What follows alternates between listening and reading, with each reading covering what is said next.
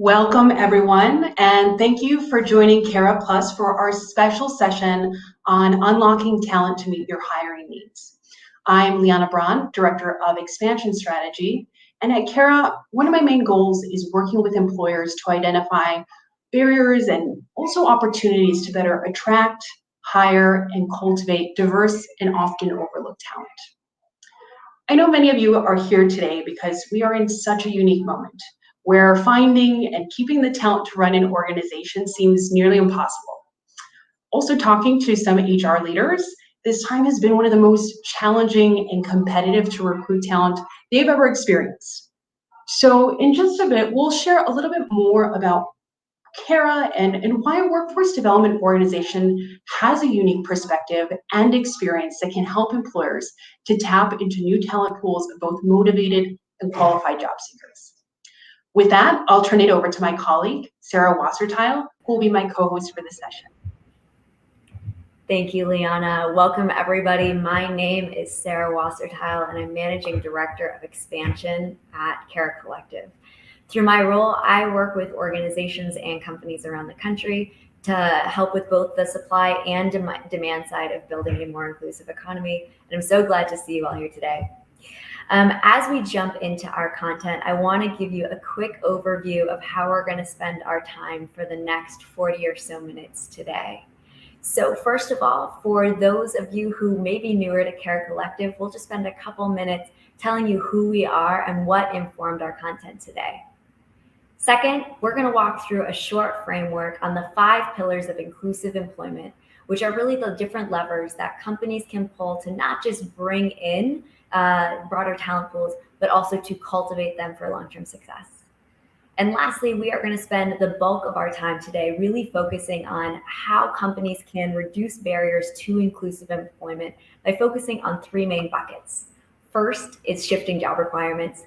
Second is refining those job descriptions. And then third is increasing accessibility. And as we do that, our hope is that you will gain a broader understanding about how, as we all know, that as talent is ubiquitous, that opportunity is not, and how you can tap into new talent pools in your own community to fulfill your own hiring needs. Throughout the process, we will be monitoring the comment section. So if there's something that you're particularly curious about or have a question about one thing that Liana or I said, feel free to drop it in the comments and we will make sure to touch it at the end.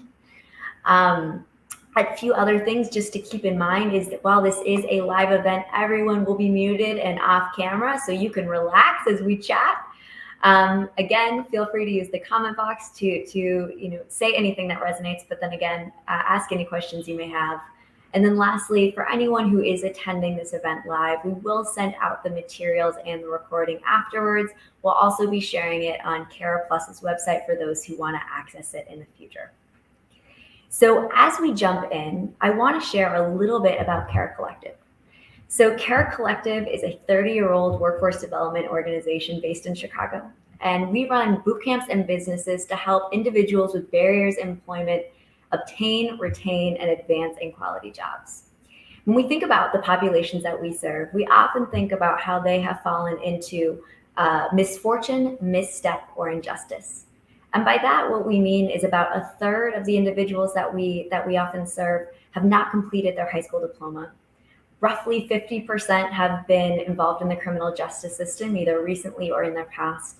And in Chicago, about 90% are representative or Black or Latinx communities. And when we think about all the work that those individuals have to do in order to overcome the barriers that they're facing through systemic injustices or through just barriers that they face throughout their lives, we're able to place them in a range of industries, from financial services to janitorial to property management to hospitality to food to everything in between. And so when we think about the work that we do and what's informed our session today, we really think about all of the not just the job seekers that we've worked with, but also the 70 employment partners that we work with on an annual basis.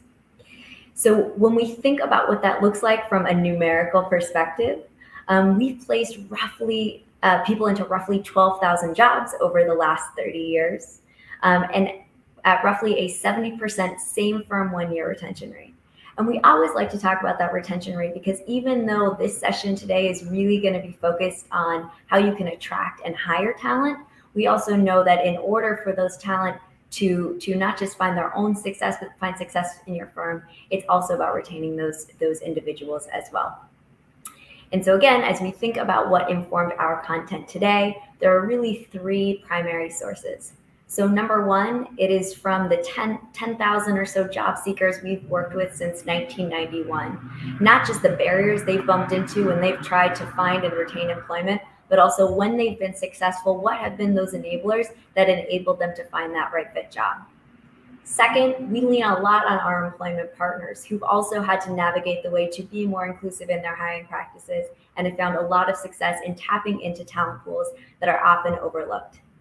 And then lastly, we know we don't know everything and we can't do this work alone. And so we regularly rely on our partners who work in this space, whether it be in human resources and our friends over at SHRM or other thought leaders like the Aspen Institute. So that's really what's bringing us here today. And so when we think about the content of of the information we'll be sharing today, you're going to hear us talk a lot about this idea of inclusive employment. And we know many of the folks here are thinking a lot about diversity, equity, and inclusion in their own organizations. And we love and are so excited about all the work that we've seen, especially in the last year, as companies have more intentionally thought about the backgrounds, the races, the sexual orientations, and many other ways they're thinking about not only bringing in broader talent pools, but also how they're cultivating that talent. And as we think about inclusive employment and the role that Cara Collective and Cara Plus in particular can play, we think about how inclusive employment builds on all of those incredible DEI efforts to help employers more intentionally expand how they think about their DEI efforts, to proactively flex how they hire and cultivate talent from communities that have historically been overlooked. And so when you think about the populations that Cara serves, maybe folks who haven't had as high of an educational attainment, or maybe those who've had some justice involvement in their background, maybe those who've just been a little bit down on their luck and have struggled to get back in the workforce, the tactics we're going to talk about today are really going to be ones that are going to help you tap into that incredible talent pool in your organization. So to do that, we are going to walk you through a very quick framework, which is how we really think about the different ways that companies can bring inclusive employment to life in their firms. So the first lever we think about is sourcing. And when we talk about sourcing, we think about the different ways that employers can increase access to and attract broader talent to their pipeline. So that's everything from how they focus on job requirements, to the language that they use, to who they source from, and how they get the word out about the jobs to make sure that they're maybe thinking beyond traditional recruitment pools to access some of this untapped talent. Second, we think about hiring. So just because someone applies to a job doesn't mean they're going to be successful. So another lever that employers can pull is thinking about what are the different ways that they can ensure that when new talent pools or diverse talent pools apply to jobs, that they are going to be successful in the hiring process. Third, we think about job quality and advancement, job quality and support. Recognizing that once someone is in the door, you've just really hit that first step. But in order to make sure that that person is really successful, you have to have the culture, you have to have the support to ensure that employee is going to stick and stay in the firm. From there, we get to our fourth lever, which is advancement. And that's how we think about upward mobility for anyone within an organization. Now, upward mobility can be within your organization, or for some firms, it might even be upward mobility out of the organization. But when we think about inclusive employment, it's always important for us to think about how do we ensure that when someone enters into a job, that it is not just going to be a dead-end job, but really one that's going to facilitate growth for them. Lastly, we think about public positioning. So this is something that we've seen a lot of in the last year, where companies are beginning to more vocally talk about the commitments they're making to hiring and broadening their talent pools.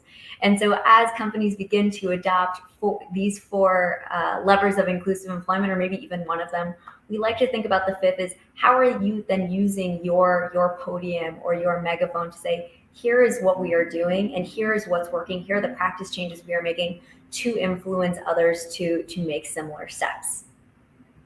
So with that, today we are really going to focus on the sourcing piece. So this number one up above, really focusing on here are the tips, tricks, and tactics that you can use in order to attract broader talent pools, in order to maybe shore up your pipelines or bring in new talent pools. So I'm going to kick it over to Liana to take us through some of the meat of our conversation today. Thank you, Sarah. So now that you know how Cara Plus defines inclusive employment, let's dig into what we've learned are some of the most important ways to reduce barriers to attracting and hiring candidates that actually have the competencies you need them to have to be successful in the role. So we'll be covering how you can shift job requirements to increase diversity in your candidate pools, refining job descriptions to ensure that language isn't inadvertently excluding diverse or overlooked talent like we talked about.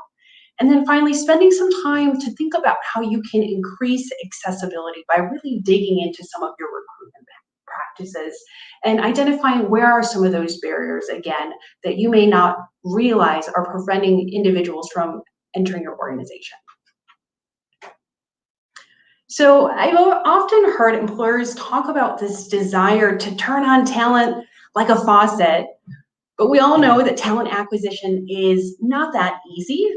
But the strategies I'll highlight next will focus on how you as an employer can make sure that there's nothing in the way to block the flow of talent unnecessarily. So first, again, we're going to start with shifting job requirements as a powerful lever for increasing access to diverse talent. So one of the most impactful changes we've seen employers make to their job requirements is really examining the educational credentials that are needed, especially for entry-level roles. So that can start with removing requirements for a high school diploma or GED where they're not needed. And one place where we have seen this have a lot of success is actually for janitorial and environmental services role, where we've worked with actually several hospital systems that have done away with these requirements and recruited qualified candidates successfully as a result. And it's funny because as we've worked with new hospital partners or new employer partners, and they ask us, well, what are some of the first things we might think about to tap into these new talent pools? We let them know about some of these employer partners, some of these hospital systems that are already making these changes, and essentially finding a way to quickly invite new sources of talent. And the same goes for not only that high school diploma, but thinking about higher degrees, like a bachelor's degree that often people or often employers include as part of the job requirements, as part of the job description, often out of habit. But when we've really had those deeper conversations and we've nudged some of our employer partners and companies we've worked with to stop and question what experience a candidate actually needs to be successful in a role, often getting a four-year degree isn't one of them. And so I also want to take a moment here to call out that organizations that are interested in advancing equitable access to opportunity and are making strides to look at improving greater diversity and inclusion in their organization, it's important for them to know that if you do have that requirement for a bachelor's degree, you're effectively locking out 68% of Black and 79% of Latinx candidates. So from that equity standpoint, that's another important consideration as you're thinking about these requirements. And so as you go through this process, a few things you can also keep in mind is where you can collaborate with hiring managers to really dig into the competencies needed for the role, since they are the ones that are going to be managing these employees and understand what's going to be required of them day in and day out. Another kind of natural experiment we've seen with employers is relaxing requirements during COVID, whether that's because they're trying to tap into new talent pools to meet their needs, or also just recognizing that in COVID, accessing some information about employees has not been easy or not been easy in a timely basis. So for those that were able to relax some of those requirements and still recruited good qualified candidates, we're inviting them to think about making those changes in the longer run. So again, seeing where there are those opportunities to test some of these new approaches, especially in this time where we've almost been forced to adopt new practices. And then finally, again, one last thing, just remembering to stay open-minded when people with lower credentials are applying for your open positions, recognizing that you may be advertising, and we'll speak to this more shortly, but you may be advertising requirements that are required, but also ones that are preferred. So making sure you are considering other candidates as they are applying. So another equally important shift we see employers working with Cara make is looking at how their hiring process is automatically removing candidates with criminal backgrounds, even if they're open to fair chance or second chance hiring. So again, this is important from an equity standpoint, since we know that Black adults are almost 6 times as likely to be incarcerated as their white counterparts, and Hispanics are 3 times more likely. You know, and interestingly, we're also hearing how the majority of hiring managers and HR professionals actually believe that the quality of hire for workers with criminal records is as high or as high, is as high or higher than for workers without records. So again, when you balance that equity lens as well as your business needs and the business standpoint, there are arguments for considering that background requirement. Something also here that we understand is that due to specific industry requirements, this is not going to be equally feasible for all employers, but there are different levers you can pull, including starting by being upfront and transparent about which convictions you will not tolerate in your job description. And so this is actually something that we see a lot of participants at Cara being hesitant about, given that they've applied for positions and time again been rejected or not been successful in moving forward in that process. And where they've really benefited from Cara is our insider knowledge and our ability to partner with employers to understand what their requirements are. So thinking about how you as an employer can be proactive and can advertise what your expectations are around a background can be another really easy way to start attracting more candidates, or at least letting them know what your requirements are. It's also important to be honest and transparent about the process, about the application process in the job description. So again, letting people know what background checks will be run and providing some information upfront so that they have it available. And then finally, for those that are able to, consider if you are doing background checks, if you can limit them to not going back more than 7 years, recognizing that many individuals have put in the work since that time and have been either employed successfully or contributing in other ways since that conviction. Then finally, some other areas where we have seen employers shift requirements to reach more qualified talent include recognizing the value of candidates' lived experiences and the transferable skills that they've acquired along the way. So for example, a number of job seekers at Cara have a gap in their work history as a result of unpaid experience. So you might think of long-term caregivers, whether it's for their children or even for a parent, thinking about all the skills and competencies required to be able to perform that role. Another example that we see firsthand at Cara is many of our participants have the opportunity to gain transitional job experience through one of our social enterprises. So take Clean Slate, for example. It's our neighborhood beautification enterprise, which involves things like graffiti removal, snow removal, street cleaning. And so if you can imagine what that individual is doing day to day, they need a lot of hustle, they need grit. They're gonna be standing on their feet all day long. And for those of you in Chicago, you have personally experienced the oppressive heat of the last couple of weeks. And if you can imagine those job descriptions and what is required, as well as skills like needing attention to detail, how can some of those skills be translated to some of your open roles? And we've seen in many cases our employer partners in industries like hospitality and food have recognized those transferable skills and had success with candidates in programs or in enterprises like Clean Slate, where they have recognized and valued those skills. Providing a grace period for candidates to get driver's licenses can also impact their access to a role, as well as some other requirements like dress codes or grooming standards that reflect bias.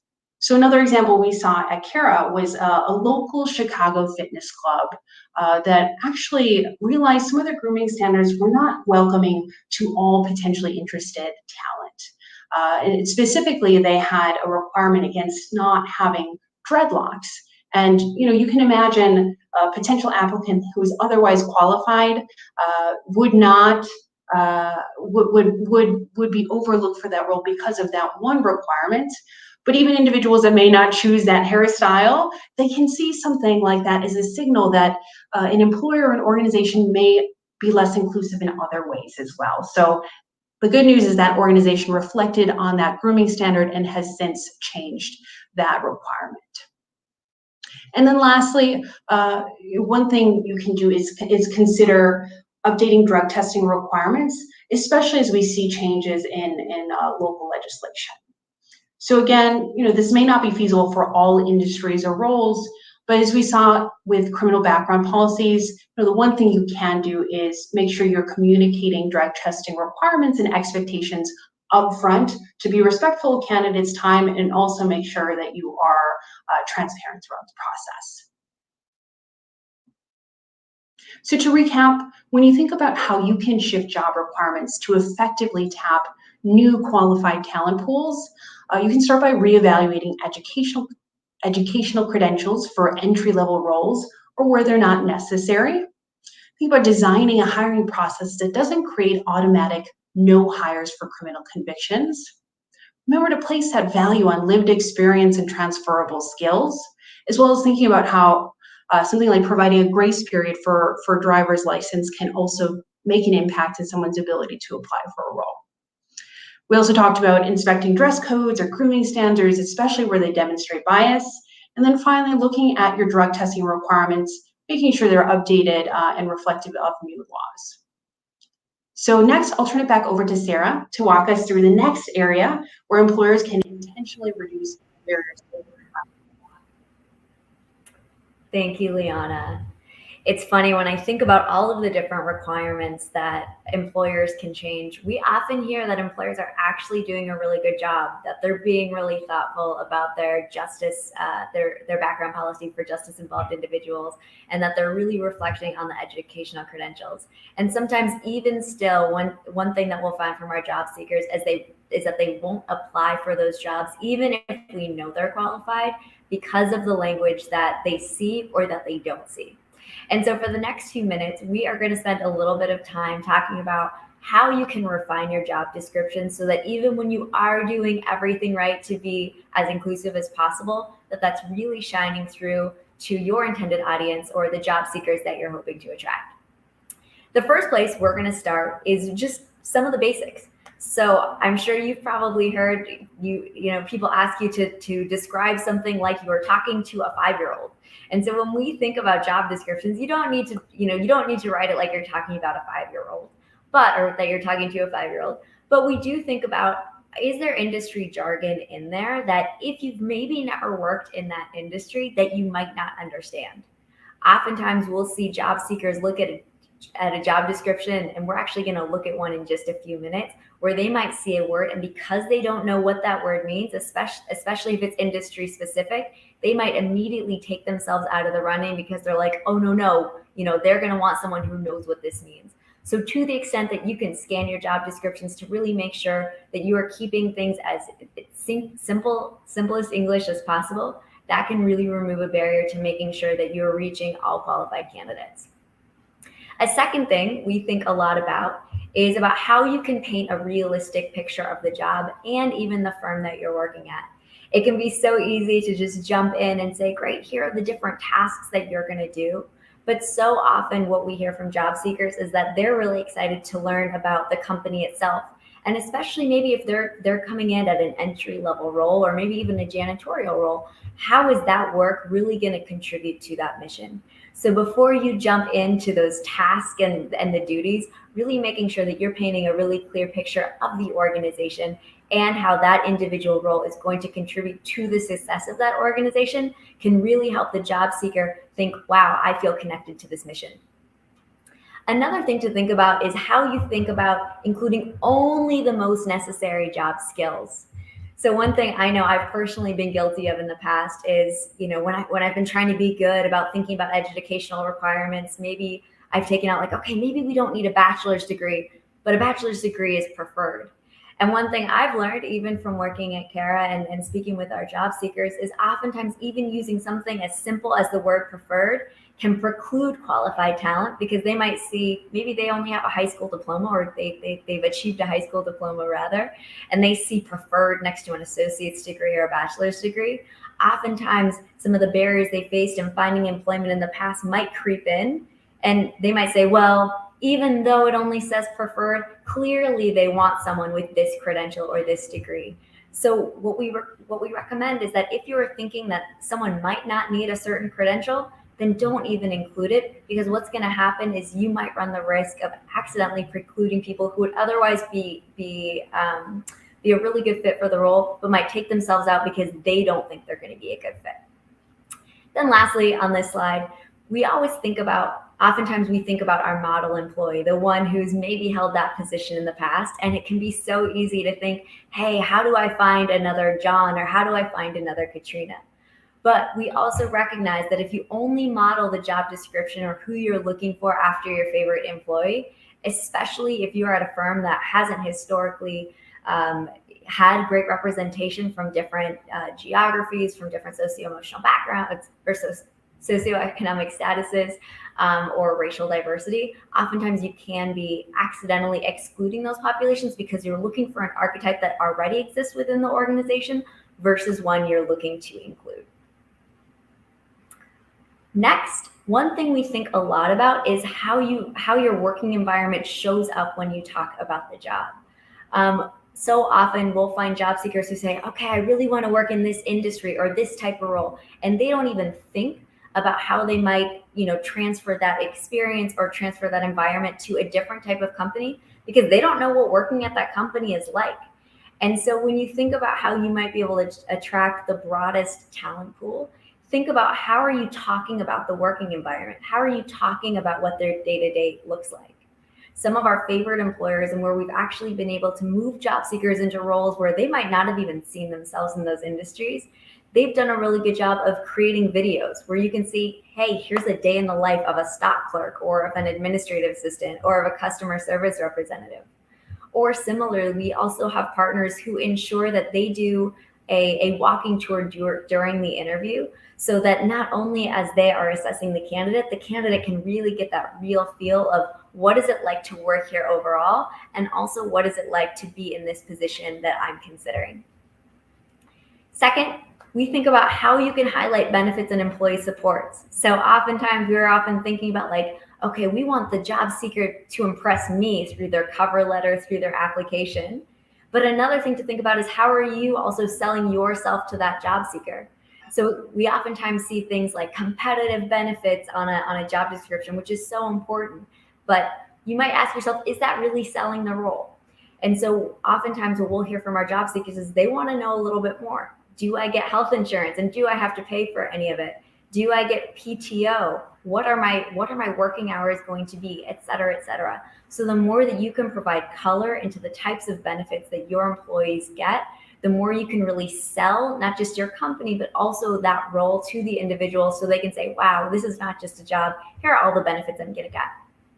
For the companies that we see do this best, they also include other intangibles, things like here are the types of training I'm going to get, or here are the types of professional development or upward mobility opportunities. So again, as you're thinking about how you can woo a prospective candidate, it's not just about here's the job that you can get, but also here's the job you might be able to get in the future because of how we're going to invest in you.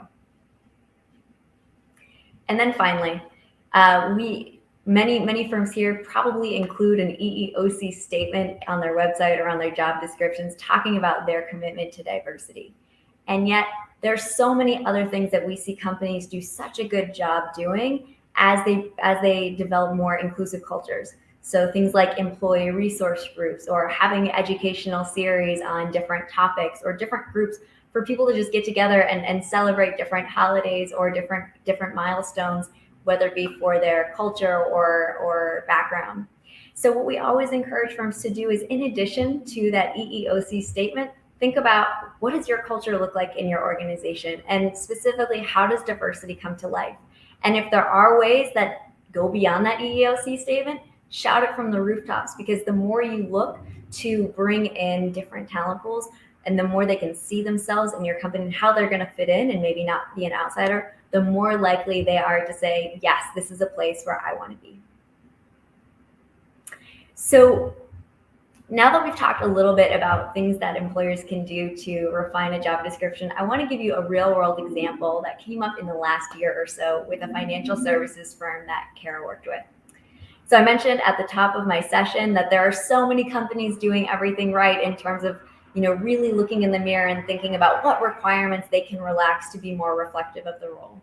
And this financial institution did that as well. They had eliminated the bachelor's degree requirement, and they really looked hard at what the necessities were for the job. We were so excited. They were going to hire 10 different people for a customer service representative role. And so the first thing we did is we're like, great, let's show this to our job seekers who we know are not only qualified, but we know who would be such excellent fits for this role. And what you'll see on the left-hand side of this page is some general bullet points that were in that job description. Things like personal bank products and services, commercial deposit products, or regulatory compliance, knowledge, sales experience, a plus, et cetera, et cetera. And if you were listening for the last few minutes, you might think, oh my goodness, there's a whole lot of jargon in here. We also see things like a plus, which is, you might consider a synonym for preferred. And that's exactly what our job seekers saw. So even though this company had done such a good job with being really thoughtful about the requirements, every single one of the job seekers that we showed this to who we knew would be a great fit said, hey, no way, this isn't for me. They are looking someone who has worked in a bank and is a finance extraordinaire. I'll pass. They're looking for someone else. And so as we did that, we said, okay, well, what are the things that you might change in this job description that would make you want to apply? And if you look at the right-hand side of the screen, this is how we were able to use that feedback in order to help those people see how they fit into the organization. So first of all, one thing you'll see is at the top, they really listed a few basic skills that they were looking for. Things like customer service experience or strong written and verbal communication. So things that were more industry agnostic, but were really clear in terms of what they were looking for the skills that really were required for the job. Second, they included ability to learn and specifically indicated that training would be provided. So all of those things that were bank or finance specific, they put here to not only demonstrate that they were going to invest in those team members, but to really be clear that, hey, if you don't know this coming in, that's cool. We're going to train you up on it. Lastly, at the bottom, they wanted to highlight the soft skills that were going to be important for that job because it was a fast-moving role where there was going to be some dynamism. And so that's where you see openness and adaptability to change. And that's where they really were able to highlight some more of the soft skills that they were going to look for people to be successful. Now here you don't see things about degree requirements. You don't see things about, very specific jargon or things like preferred or a plus in the language on the right anymore. And in doing so, we were able to attract a much broader talent pool. And not only that, this financial institution didn't just look at the work experience. They were able to say things like, okay, great, customer experience or, strong written verbal communication. They didn't just have to look at work experience for that. They could find other ways to pull out those capabilities from qualified individuals, and we're able to bring in a broader talent pool. So I'm gonna wrap this up here before we move to accessibility. But before we do, I want to talk about the 5 main takeaways for how you can refine job descriptions to reach a broader talent pool. So number 1, avoid using unnecessary jargon. If your friend who doesn't work in your industry might not understand it, take it out. Second, include only the necessary job skills. So if you've been using a recycled job description that maybe has been handed to you over and over and over, make sure you chat with that hiring manager or maybe the current employees who are doing a great job to really understand what are those skills and how can we boil it down in a way that can be more accessible to more individuals. 3, explain that working environment. Not everyone knows what it's like to work in a brewery or in a hospital, so find ways to bring that job to life. 4th, be really explicit about highlighting benefits and employee supports, recognizing that they're not the only ones selling, you are selling the role and the company as well.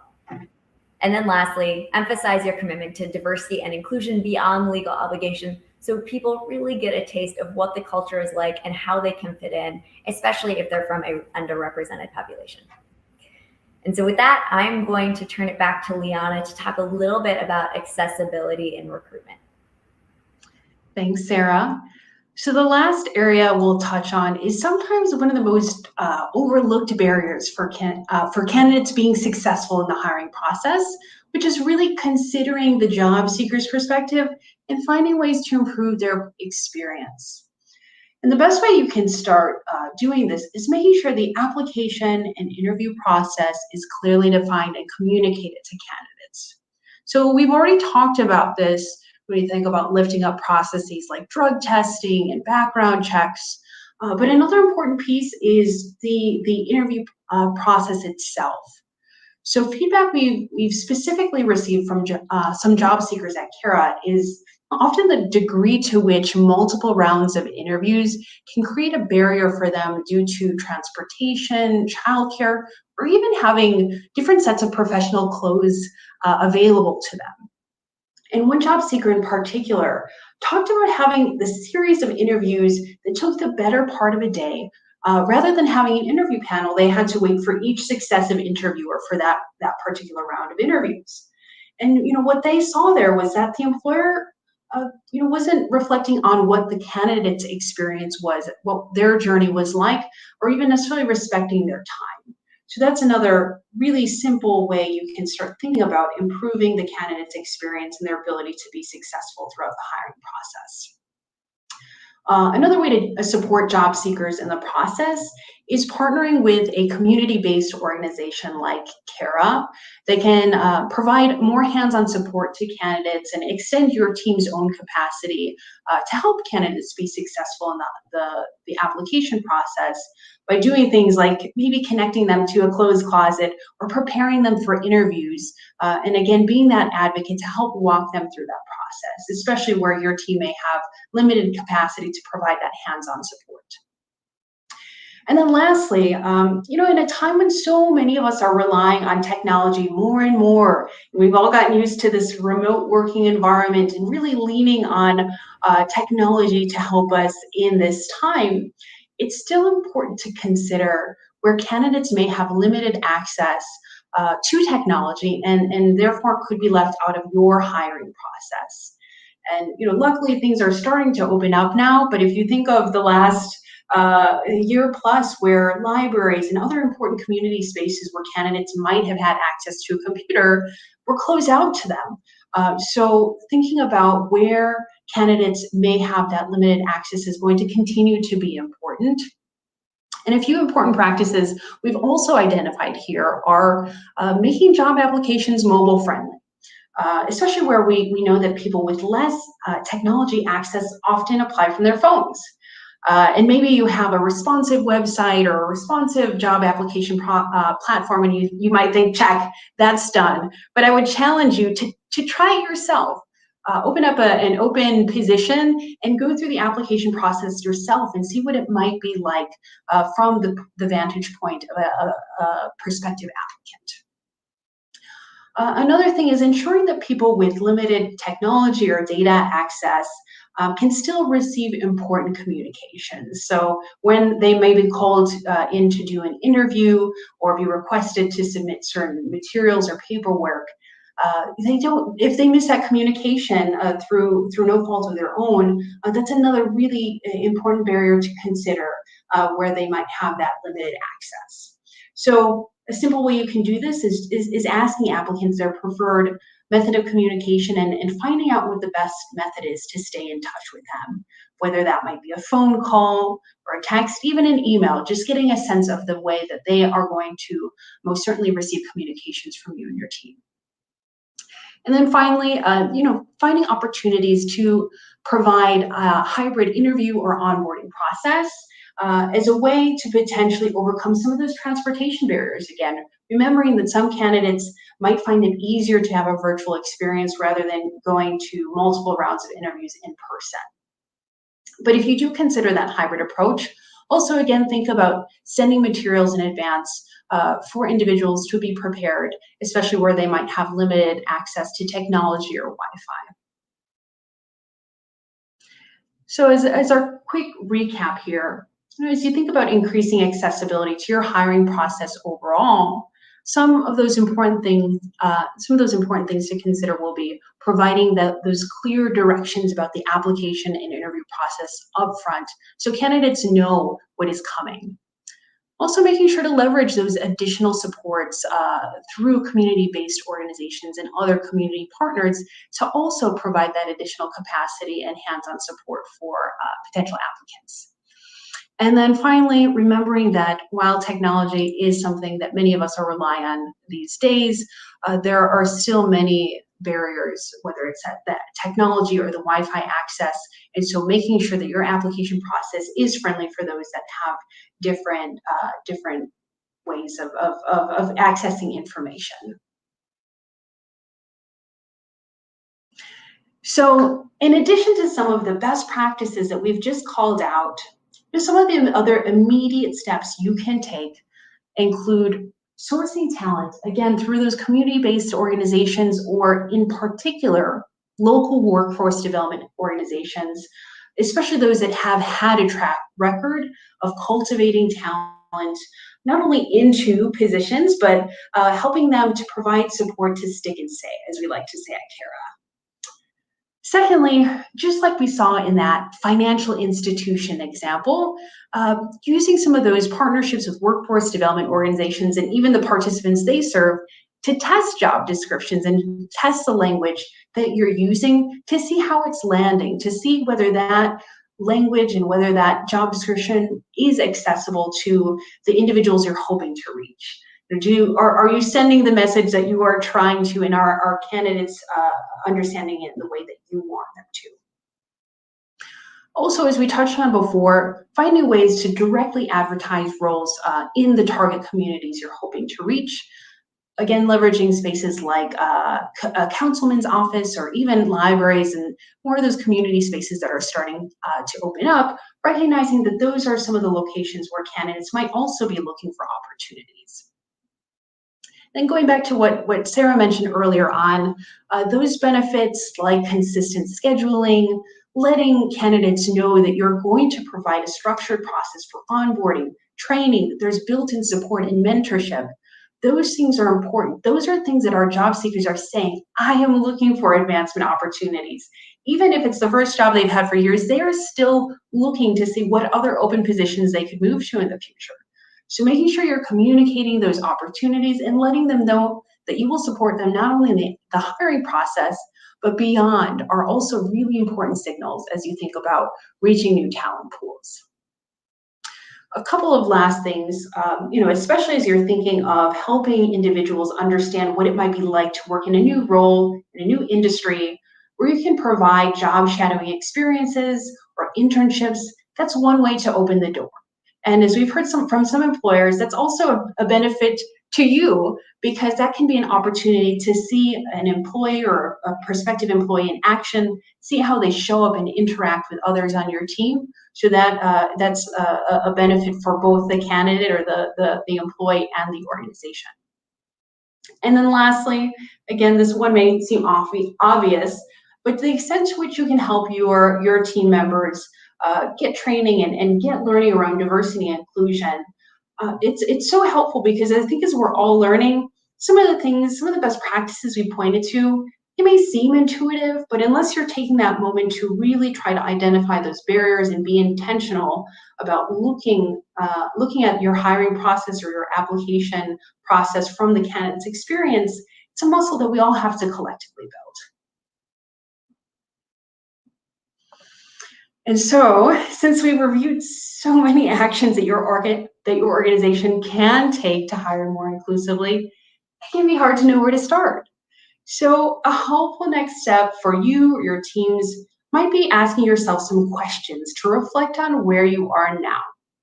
So when you think about shifting job requirements, you might ask yourselves, do you have entry-level positions where you can eliminate either education or background requirements? Have you checked needed educational requirements for with frontline managers who understand the skills that are actually needed for the roles under them. So again, really testing your assumptions around the skills that are required. And then lastly, your job descriptions provide detail on your criminal background policy, as well as other important parts of the application experience. Secondly, when you think about going to that second bucket of refining job descriptions, some questions you can ask there are, do your job requirements avoid jargon where possible? Have you tested it with somebody to make sure? Do you use the word preferred when referring to skills or experience? And what are necessary skills or knowledge that an applicant needs up front versus what are some of the things that you can teach them and that you're communicating to them that you will teach them? And then lastly, when we think about increasing accessibility, is your application process designed with the job seeker's experience in mind? And how proactively are you trying to reach people with limited technology or internet access? So to wrap with a few last immediate actions you can take right in the next couple of weeks, we actually have the opportunity to partner with the upcoming City of Chicago hiring fair, Hire Chicago, where we'll be sharing some more workshops. It's also an incredible experience for employers to connect with applicants in the City of Chicago. So as part of this event, every week we'll feature a different industry, and job seekers will have the benefit of participating in workshops and job interview preparation, and employers will also be able to participate in live interviews. So you can learn more at the website there. Also, if you're interested in working with Cara Plus one-on-one to help identify how you can start adopting some of these inclusive hiring and employment practices we've talked about, I invite you to reach out to us. And one opportunity I want to highlight in particular is we'll be hosting a Sourcing and Hiring Institute this fall to dig even deeper in that process of attracting candidates and helping them be successful throughout the hiring process. So that will involve both cohort sessions where you'll get to work with your peers and understand what they're doing well and what's working, as well as providing one-on-one support for your teams and organizations. We also invite and encourage both HR professionals as well as business leaders to apply, recognizing that there are many stakeholders in an organization that are important to make sure that these changes are happening. And you'll see that we have put the link in the comment where you can learn more about that opportunity to participate in our upcoming institute. So if you again would like to learn more about how you can work with Cara Collective and Cara Plus specifically, you can feel free to reach out to either Sarah or myself so we can go a little bit deeper. And at this point, before we close for today, I am going to take a look at your comments to see if there was any curiosities that were raised. And so Sarah, I'm going to tap you to see if you can highlight any questions that came up as you're monitoring the chat. Thank you, Liana. We had one question about that these are really tactical steps, and if there was a one-pager that we would be able to share on some of these very specific steps that employers can take to be more inclusive in attracting broader talent pools. Yeah, that is a great question. And so as we shared, the practices that we've reviewed today will all be shared with you, so you'll get the deck and the recording. We are also actively working on new resources if you're looking for that kind of quick insight into some of Cara Collective's learnings over our history, but we definitely are looking forward to connecting with many of you to see how we can specifically help. Terrific, and that was the only question we had in the chat, but was really grateful for all of the comments that said, yes, this resonates, or yes, we don't need to put unnecessary credentials. So thank you all, and Liana, I'll toss it to you to close us out. Wonderful. Thank you, Sarah. And I did see some other really validating comments and just other experience that just demonstrates that much of what we are hearing from job seekers rings true. So we thank you for your participation in our webinar today, and we certainly look forward to continuing to engage with you all in the future.